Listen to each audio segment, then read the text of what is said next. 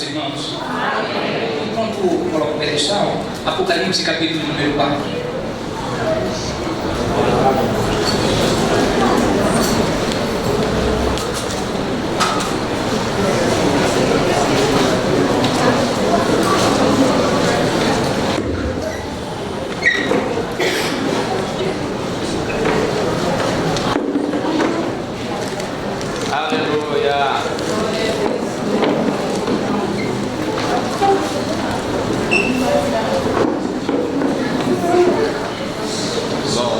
Apocalipse capítulo número 4,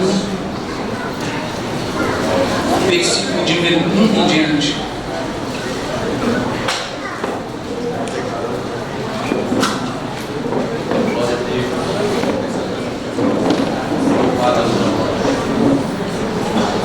Depois dessas coisas, olhei e eis que estava uma porta aberta no céu.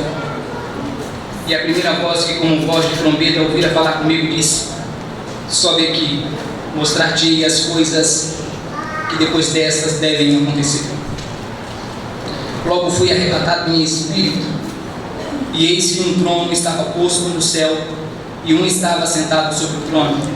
E o que estava sentado era na aparência semelhante à pedra de jaspe e sardônica. E o arco celeste estava ao redor do trono e era semelhante à esmeralda. E ao redor do trono haviam 24 tronos, e via sentados sobre os tronos 24 anciãos, vestidos de vestes brancas, e tinham sobre a sua cabeça coroas de ouro. E do trono saíam relâmpagos, trovões, vozes, e diante do trono ardiam 7 lâmpadas de fogo, as quais são 7 Espíritos de Deus. E havia diante do trono um como mar de vidro semelhante ao cristal, e no meio do trono e ao redor do trono 4 animais cheios de olhos por diante e por detrás. E o primeiro animal era semelhante a um leão, o segundo animal era semelhante a um bezerro, e tinha o terceiro animal o rosto como de homem, o quarto animal era semelhante a uma águia voando. E os 4 animais tinham cada um respectivamente 6 asas, e ao redor e por dentro estavam cheios de olhos, e não descansam, nem de dia e nem de noite, dizendo: Santo, Santo, Santo é o Senhor Deus Todo-Poderoso, que era, que é e que há de vir. E quando os animais davam glória e honra e ações de graças ao que estava sentado sobre o trono, ao que vive para todo sempre, os 24 anciãos prostraram-se diante do que estava sentado sobre o trono, adoravam ao que vive para todo o sempre, e lançavam as suas coroas diante do trono, dizendo: digno és, Senhor, de receber glória e honra e poder, porque tu criastes todas as coisas, e por tua vontade elas são e foram criadas. Pai bendito, nós estamos diante da tua palavra esta noite, e o que nós pedimos é que no nome de nosso Senhor Jesus Cristo, o teu Espírito venha inspirar a exposição da tua bendita e excelsa palavra. O mesmo Espírito que está, ó Deus, diante do teu trono, que ele venha sobre nós esta noite, no meio da tua congregação, da tua igreja, no meio do teu candelabro, ó Deus, e possa falar a cada coração, a cada alma. É o que eu te peço, no nome de nosso Salvador e Redentor Jesus Cristo. Amém e amém. Podeis assentar.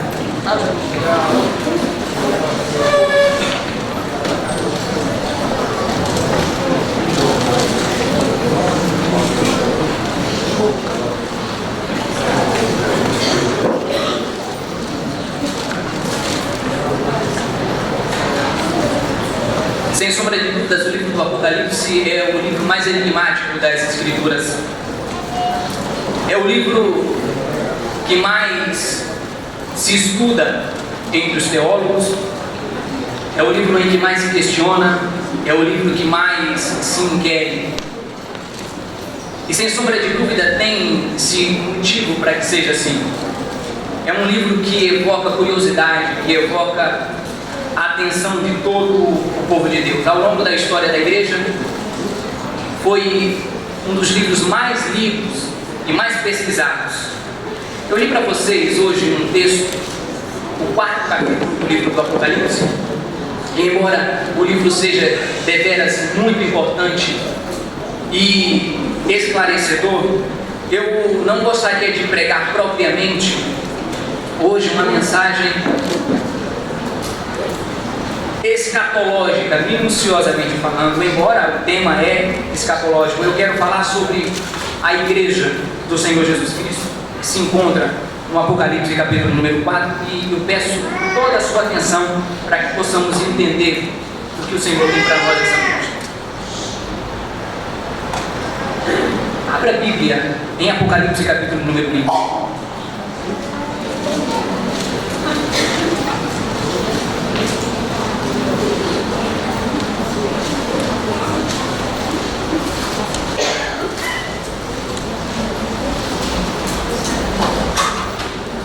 Leia comigo o versículo número 11.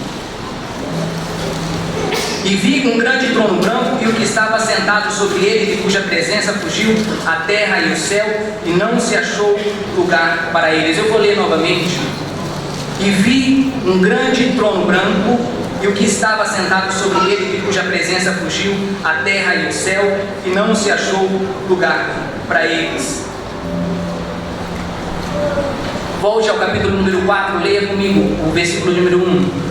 Depois dessas coisas olhei, e eis que estava uma porta aberta no céu, e a primeira voz que como voz de trombeta ouvira falar comigo disse: sobe aqui, mostrar-te-ei as coisas que depois destas devem acontecer. Logo fui arrebatado em espírito, e eis que um trono estava posto no céu, e um assentado sobre o trono. Eu peço que você pare para pensar comigo nos dois relatos que o livro do Apocalipse mostra a respeito do grande trono branco. No capítulo de número 4, a descrição ela é de um Deus soberano sentado no seu trono, só que ele está sentado no céu.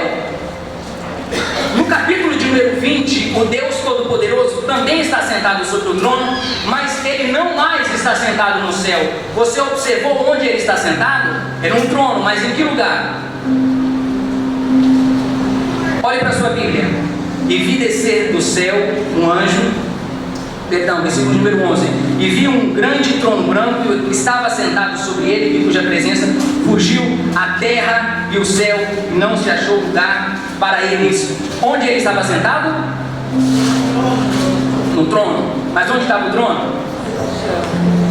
Em algum lugar entre o céu e a terra. Como é o nome desse lugar? Qual é o nome desse lugar? Universo. Irmãos, para começar a exposição da palavra de Deus, eu queria que a gente parasse para pensar no tamanho do Deus que a gente serve. No capítulo de número 4, a descrição é do Deus Todo-Poderoso sentado no trono no céu.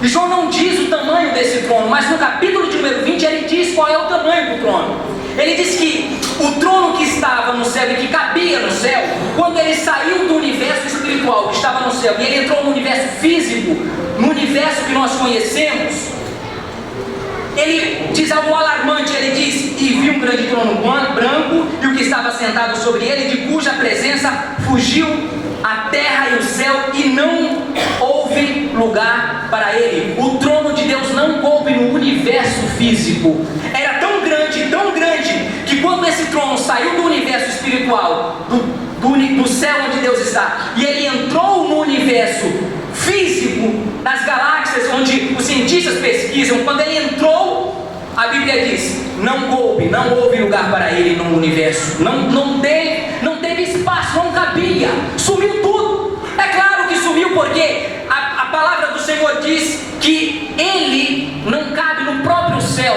Como haveria de caber no universo? É sobre esse Deus que nós vamos falar essa noite. É sobre o Deus da igreja que não cabe no universo criado. É esse Deus que está no nosso meio aqui, que vai falar conosco essa noite. É esse Deus que vai trazer uma palavra para você. O Deus que não cabe no universo, mas que cabe dentro do seu coração, que cabe dentro dessa igreja e que quer falar conosco essa noite.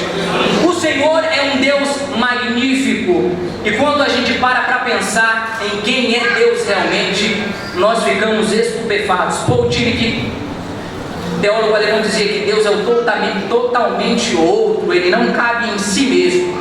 Então, quando a gente vai falar de Deus, a gente tem que tomar o máximo de cuidado possível, porque toda teologia é teologia que fala a respeito do que Deus revelou, mas nunca a respeito do que Deus é em totalidade, porque Nem quando chegarmos no céu a gente vai conhecer Deus em toda a sua totalidade, porque Deus é infinito. Por mais que passemos bilhões e bilhões de eras ao lado de Deus, Ele ainda continuará sendo incompreensível, e a gente nem vai ousar fazer pergunta para Ele, porque mesmo que Ele nos respondesse, a gente não abarcaria compreender esse Deus que não cabe no universo que Ele próprio criou. Ele está para além de tudo isso, Ele está para além de tudo. E foi esse Deus que, como eu disse a vocês, não cabe no universo criado, que quando do juízo final trouxeram o seu trono para o universo físico para julgar os homens, esse Deus que não cabe nesse universo, Ele, em eras imemoriais, eras passadas, resolveu escolher um povo. Esse povo que está sentado aqui essa noite, Ele escolheu a igreja para ser parte da sua criação, e mais do que isso, escolheu a igreja para ser um povo seleto, um povo diferente de todos aqueles que Ele havia criado antes. A igreja é uma instituição diferente de todas as outras, meus irmãos. Nenhuma instituição na face da terra pode se comparar à igreja. Nós temos instituições belíssimas, como por exemplo o Greenpeace, que cuida de questões ambientais e que propaga ideias na internet, na rua, sobre a natureza e quer defender ferrenhamente a natureza. É uma instituição bela e que merece o nosso respeito.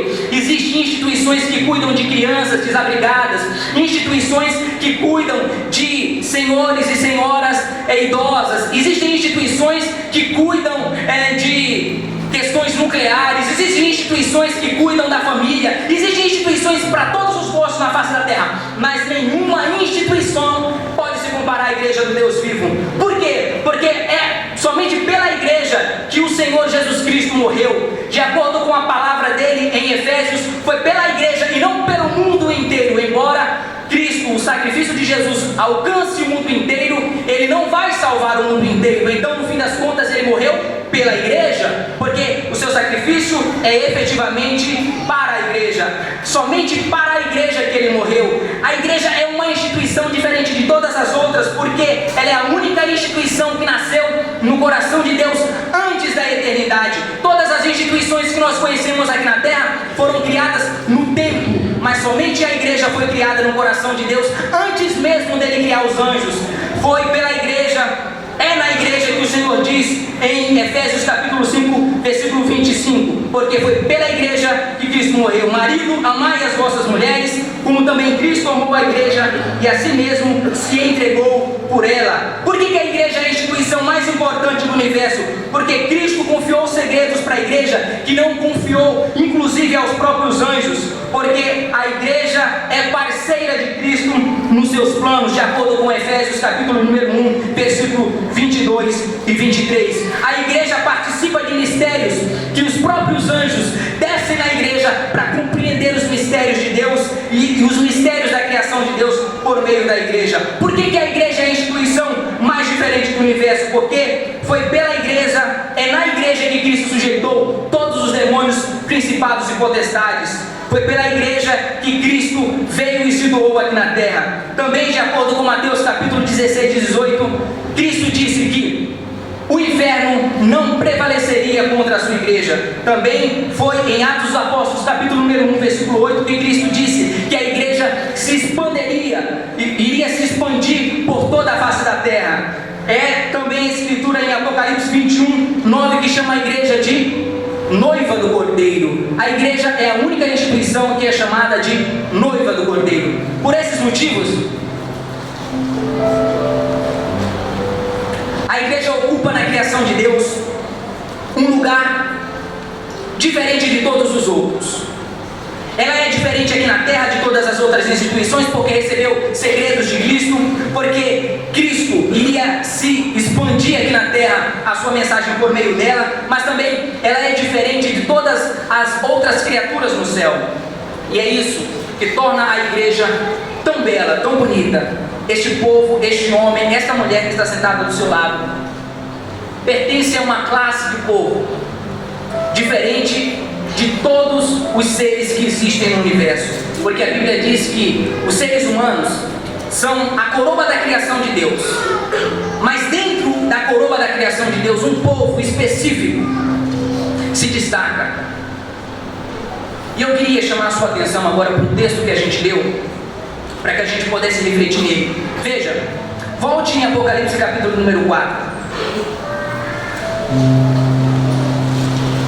João vê um trono e ele vê um assentado sobre esse trono, na semelhança de pedra de jaspe e sardônica, verde e vermelho, e o arco celeste estava ao redor do trono, e era semelhante à esmeralda. O arco tinha a prevalência da cor verde, e ao redor do trono haviam 24 tronos, e vi assentados sobre os tronos 24 anciãos vestidos de vestes brancas, e tinham sobre as suas cabeças coroas de ouro.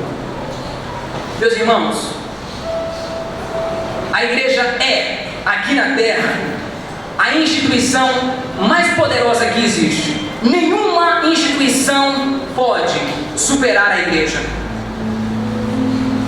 Nós acabamos de ler o texto aqui de Apocalipse capítulo 4, diz que ela não somente é a instituição mais poderosa na terra, mas depois do Todo-Poderoso, do Criador, ela é a organização mais poderosa do universo. Por um motivo bem simples: ela é esposa do Cordeiro. E exatamente por ser esposa do Cordeiro, ela ocupa o segundo lugar em hierarquia no universo. Ela não somente é a instituição mais poderosa aqui da terra, ela é a instituição mais poderosa no universo, depois somente do Criador. Eu quero que você, por alguns minutos, pare para pensar comigo no poder que Cristo conferiu a você que está sentado aqui essa noite. O poder que Cristo conferiu à sua igreja espiritual, não somente nesse mundo, mas no porvir e na vida eterna. Pare para pensar que depois do Todo-Poderoso, nenhum anjo, nenhum arcanjo, nenhum querubim, nenhum serafim, nenhuma criatura nesse mundo ou no porvir é mais poderoso que a igreja. Eu gostaria de levar você nas escrituras através de textos que vão nos deixar assombrados de acordo com a posição que Cristo nos colocou. E eu pediria que à medida em que eu fosse falando, você me acompanhasse nas escrituras. Abra a Bíblia. Eu anotei alguns textos. 1 Coríntios capítulo de número 3, versículo de número 21 ao 23. 1 Coríntios capítulo número 3, versículo de número 21 a 23.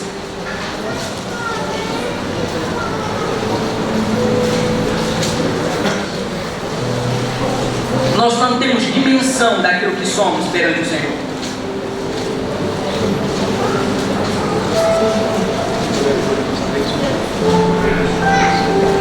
Eu vou ler para você. Portanto, ninguém se glorie nos homens, porque tudo é vosso. Seja Paulo, seja Apolo, seja Cefas, seja o mundo, seja a vida, seja a morte, sejam as coisas presentes ou as vindouras, tudo é vosso, e vós de Cristo, e Cristo de Deus. Eu vou ler de novo. Veja a profundidade do significado deste versículo. 1 Coríntios 3, 21 ao 23. Portanto, ninguém se glorie nos homens, porque tudo é vosso. Seja Paulo, seja Apolo, seja Cefas, seja o mundo, seja a vida, seja a morte, sejam as coisas presentes ou as coisas que ainda virão, tudo é vosso, vós de Cristo e Cristo de Deus.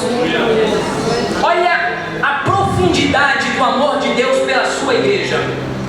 Não somente as igrejas que estão espalhadas nos lugares mais longínquos de Santo André, nas vielas, que estão agora na África, no interior da África, no interior da Ásia, onde ninguém, absolutamente ninguém, sabe da existência de cristãos, onde governos poderosos nem sequer imaginam que existem pessoas de joelho orando, homens que detêm o poder político aqui nessa presente era, não imaginam o poder que essas igrejas, sejam em arraiais distantes ou em grandes metrópoles, possuem. Nós ainda não compreendemos o poder que Deus deu a esta igreja. Cristo deu um poder para nós que ultrapassa esta presente era. Olha que magnífico. Portanto, ninguém se glorie nos homens, porque tudo é da igreja. O que é da igreja? Paulo, Apolo, os apóstolos, o mundo, a vida, a morte, as coisas presentes quem é dona. Nada no universo, não existe um átomo que a igreja não possa apontar e dizer: eu sou dona. Que coisa espantosa. A igreja é a instituição mais poderosa do universo. Ela não somente é a instituição mais poderosa nesse presente em tempo, ela é a instituição mais poderosa de todos os tempos, em todos os lugares no universo. É espantoso quando a gente para pensar que aquele homem na cruz, na Galileia, que aquele homem que andou pelas terras áridas da Palestina e que morreu num madeiro, estava dando cada átomo do universo quando ele disse: Tetelestai, está feito. Aleluia! A gente fica assombrado com o poder da ressurreição e da morte da vida de Cristo. Nós não conseguimos dimensionar o que realmente Cristo estava dizendo quando ele disse: agradou ao Pai dar o reino a vocês. A gente não imagina o que ele estava dizendo. Ele não estava brincando. Eu quero convidar a ler um outro texto. Leia comigo 1 Coríntios capítulo número 6, versículo número 2 ao 3. 1 Coríntios capítulo número 6, versículo número 2 ao 3.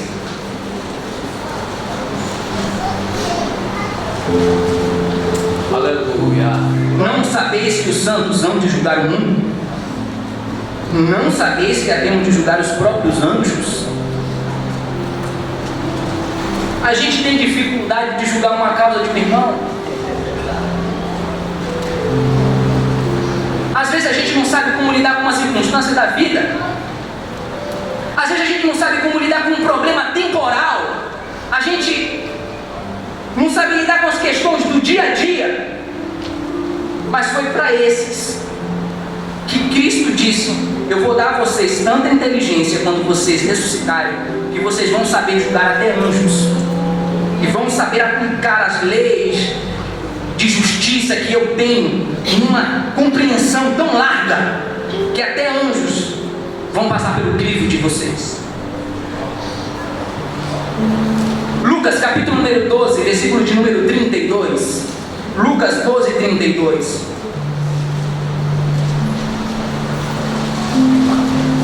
Lucas capítulo número 12, versículo de número 32.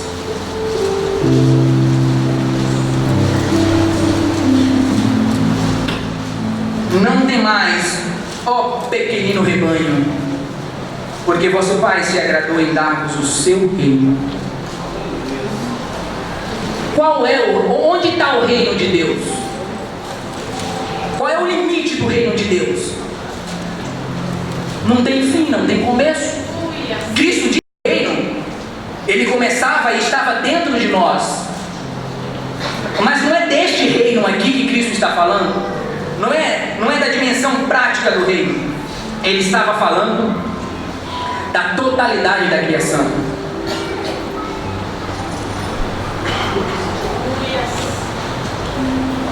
Apocalipse, capítulo número 3, versículo número 21, para a gente acabar a introdução.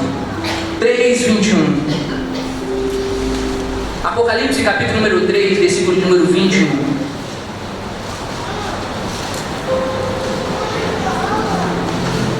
Ao vencedor, dar-lhe-ei sentar comigo no meu trono, assim como também eu venci e sentei com meu Pai no seu trono.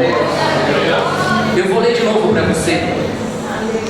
Ao vencedor, dar-lhe-ei sentar-se comigo no meu trono, assim como também eu venci e sentei com meu Pai no seu trono.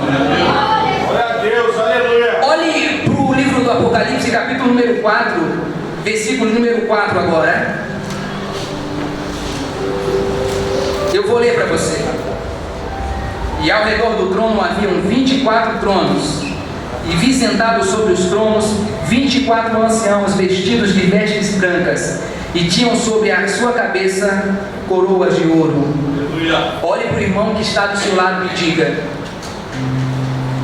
olha você sentado lá.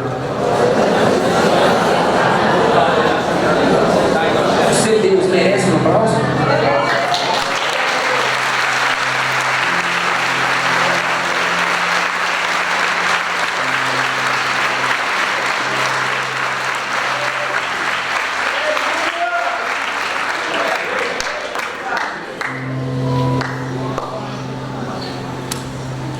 quando Cristo morreu na cruz do Calvário,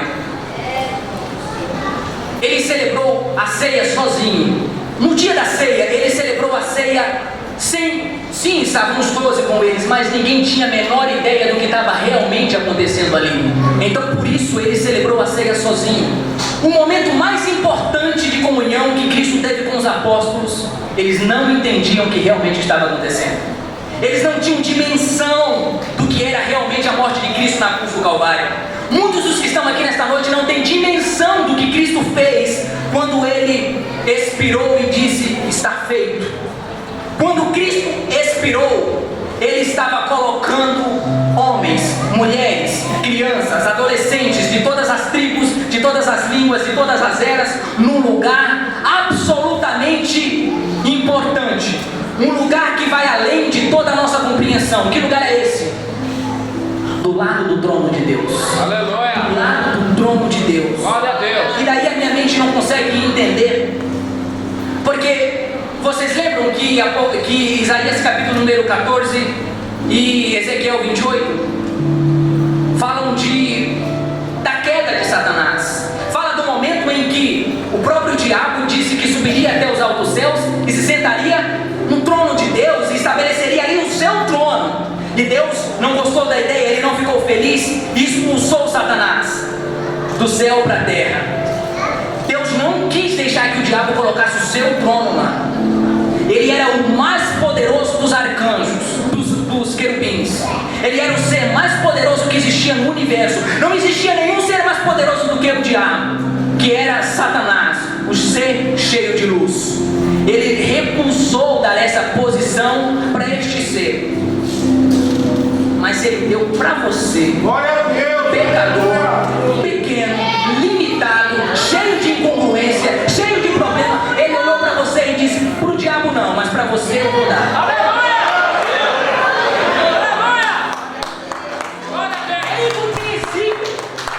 É incompreensível como Deus recusa dar o seu trono para um anjo absolutamente cheio de luz e diz: eu vou dar para a irmã, para aquela mulher que está sofrendo a vida inteira, que está passando pelos mais diferentes problemas, as mais diferentes aflições. Ela vai viver só 70 ou 60 anos na terra. Vai ser tribulação, mas quando ela der o último suspiro na terra, ela vai abrir os olhos e vai se encontrar com um lugar que jamais ela pensou que pudesse existir. Porque a nossa leve e momentânea tribulação produz para nós um peso de glória eterno. Um peso de glória eterno. Irmãos e irmãs, esta presente vida não dá para se comparar, por mais boa, por mais frutífera que seja a nossa vida aqui. Não temos a dimensão do que tem reservado para aqueles que amam e para aqueles que entregaram a sua vida verdadeiramente para o Senhor Jesus Cristo. A ordem de Deus é que não paremos, que sigamos adiante até o dia da grande redenção, porque quando esse dia acontecer, e está breve para acontecer, nós teremos uma surpresa tão grata. Nós nos encontraremos num lugar de glória inacessível. Que Deus venha nos colocar paz no coração e nos ajudar a entender, porque se a gente entender de fato quem nós somos e o que é de fato a igreja,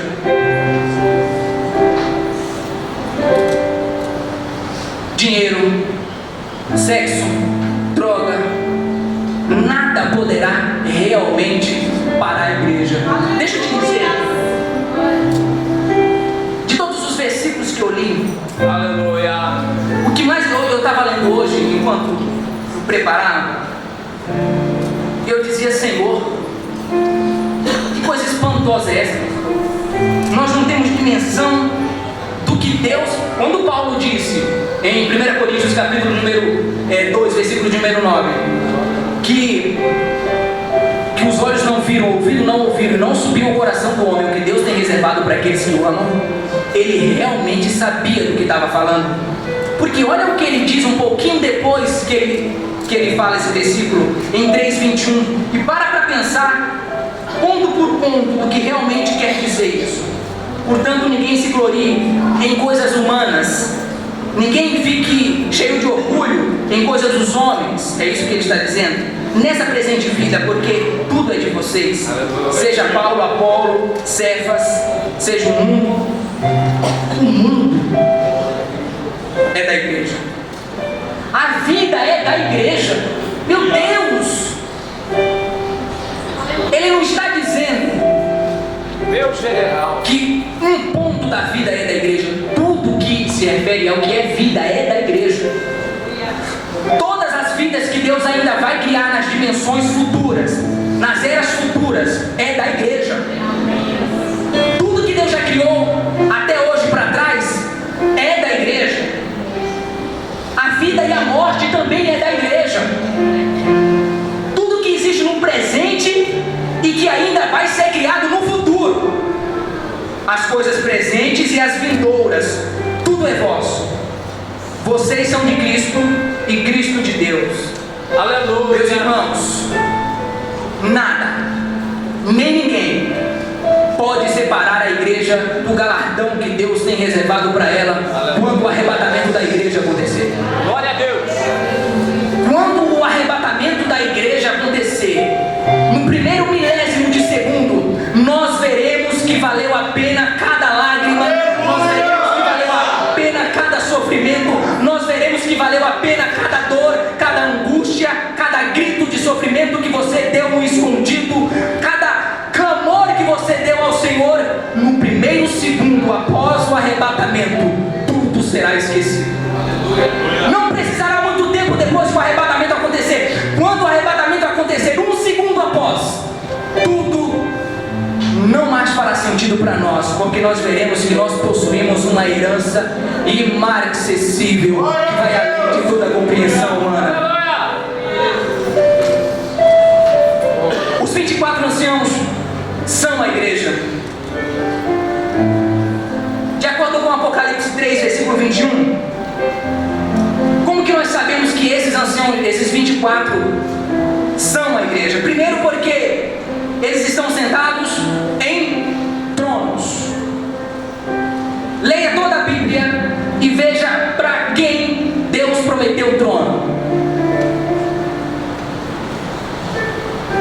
Só prometeu a uma classe de pessoas o trono. Só um. Leia em Apocalipse 3, 21, volte um pouco a Bíblia e veja.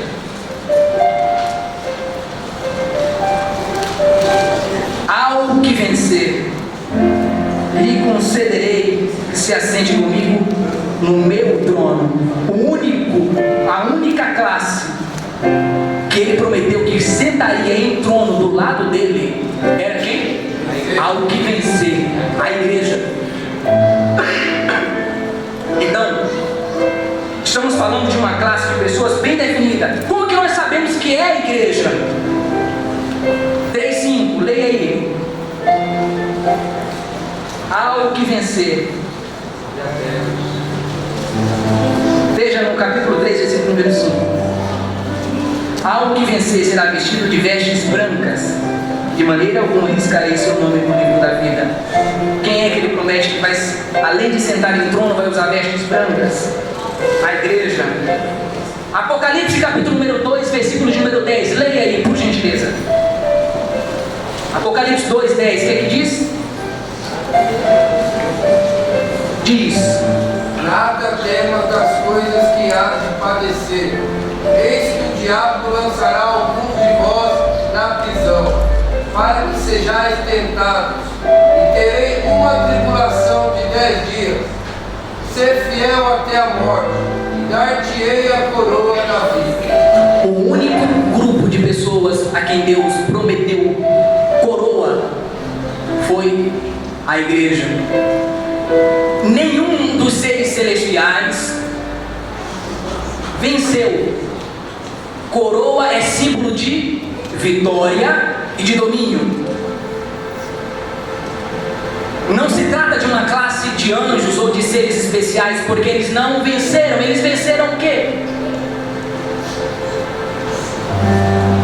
Coroa é prêmio. Prêmio pelo quê? Então não são anjos. Não são uma classe especial. Coroa é símbolo de vitória, é símbolo de poder. A quem Deus prometeu poder e vitória eterna? A igreja. falando em Apocalipse capítulo 4 ao redor do trono desse irmão e dessa irmã que está do seu lado. E isso é espantoso. Deus escolheu a igreja para reinar eternamente com Ele, de glória em glória, de eternidade a eternidade, de ciclos de eras que se findarão, de ciclos de eras que virão depois dessas eras que se findarão, e de outros ciclos de eras, e de outros ciclos de eras que perdurará para sempre e sempre. E ninguém poderá dizer à igreja: saia do trono. Ninguém poderá à igreja dizer: seu reinado acabou. Ninguém poderá chegar na igreja e dizer: por gentileza, retire-se desse lugar, nós colocaremos um querubim mais forte, mais poderoso. Ninguém. Por um motivo bem simples: porque é a este homem, esta mulher que está do seu lado, que vem enfrentando tribulações dia a dia para seguir a Cristo. Cristo sabe recompensar o seu povo. Cristo sabe recompensar as angústias da alma de cada um de vocês. Cristo sabe recompensar as aflições do seu povo. Deus não é um Deus apático à história da sua igreja. Ele vê cada sofrimento, ele vê cada aflição que o seu povo passou em todas as eras da história da igreja. Aleluia! Reprime a tua voz do choro e as lágrimas dos seus olhos, porque a recompensa para o teu trabalho.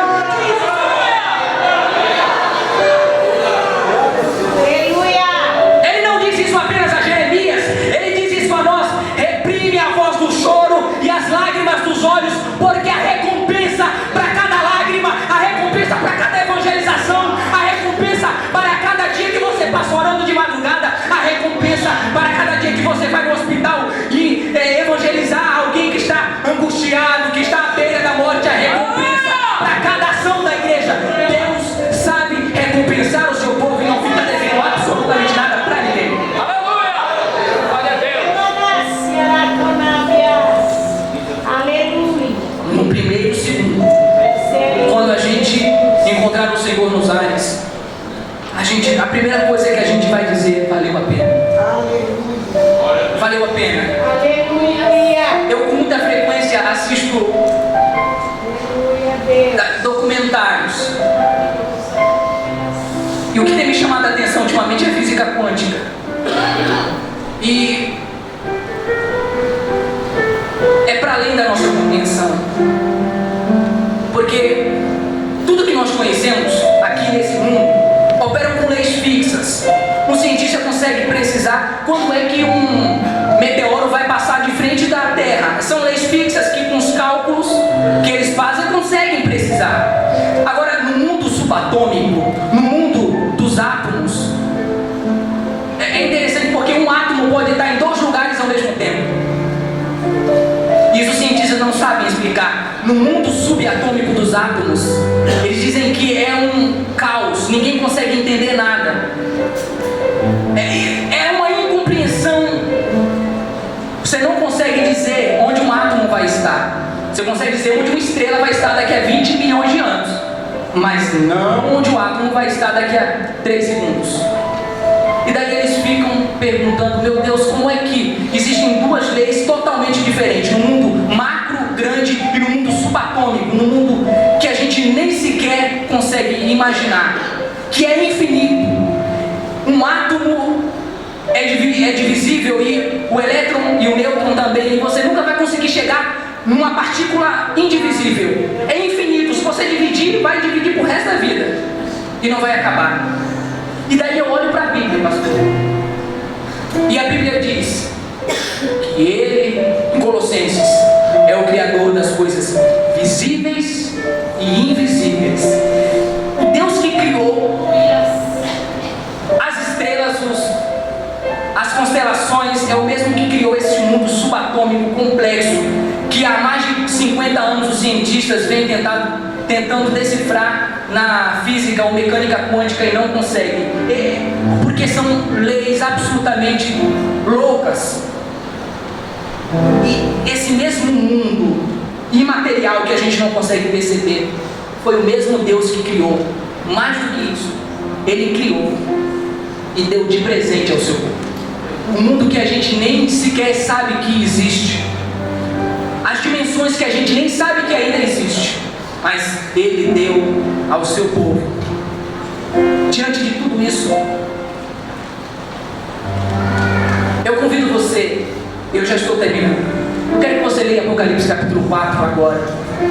Com isso que a gente conversou hoje à noite na cabeça. Aleluia.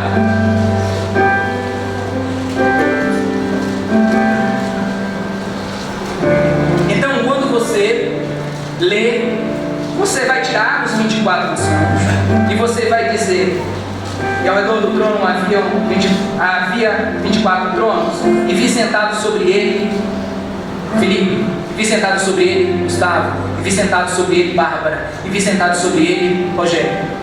Na sua cabeça, tá? Eu vou ler e você se coloque no lugar, porque é você que está aqui. Deus revelou as coisas que em breve devem acontecer, e isso deve acontecer. Depois dessas coisas olhei, e eis que estava uma porta aberta no céu. E a primeira voz que como de trombeta ouvira falar comigo disse: sobe aqui, mostrar-te-ei as coisas que depois destas devem acontecer. Logo fui arrebatado em espírito, e eis que um trono estava posto no céu, e um assentado sobre o trono.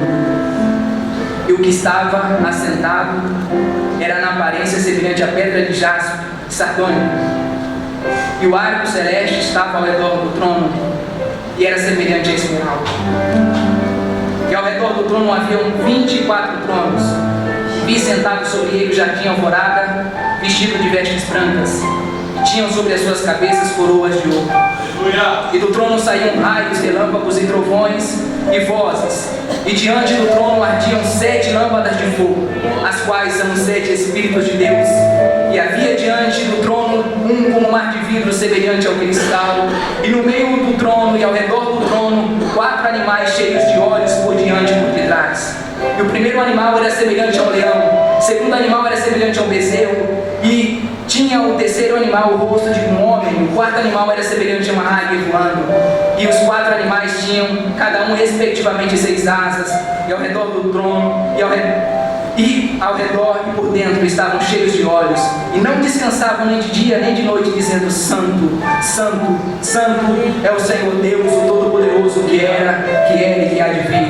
E os 4 animais davam glória e honra e ações de graças ao que estava sentado sobre o trono, e ao que vive para todo sempre. E jardim alvorada prostrava-se diante do que estava sentado sobre o trono, e adorava o que vive para todo sempre, e lançava as suas coroas diante do trono, dizendo: digno é, Senhor, de receber glória, honra, poder, porque tu criastes todas as coisas, e por tua vontade elas são e foram criadas. É você que estará lá.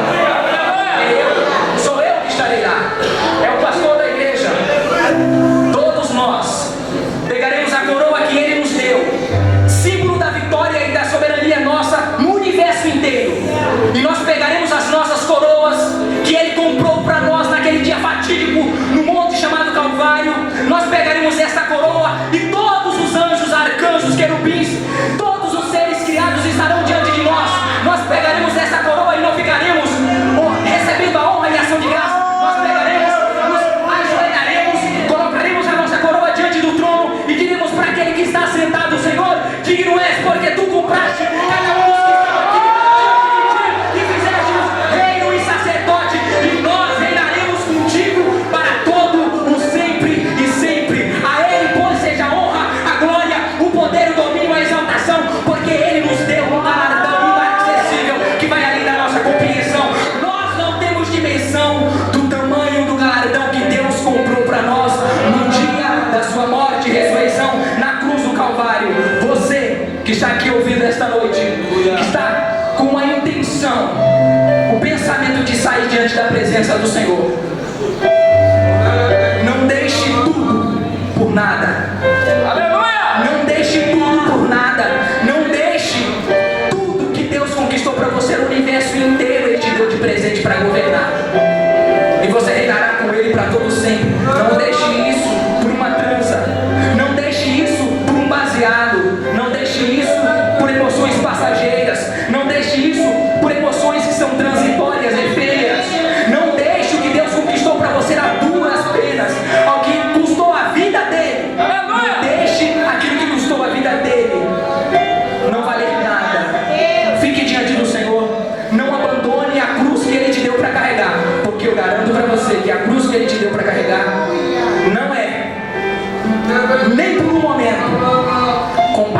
como a glória que Ele nos dará no dia do arrebatamento da igreja.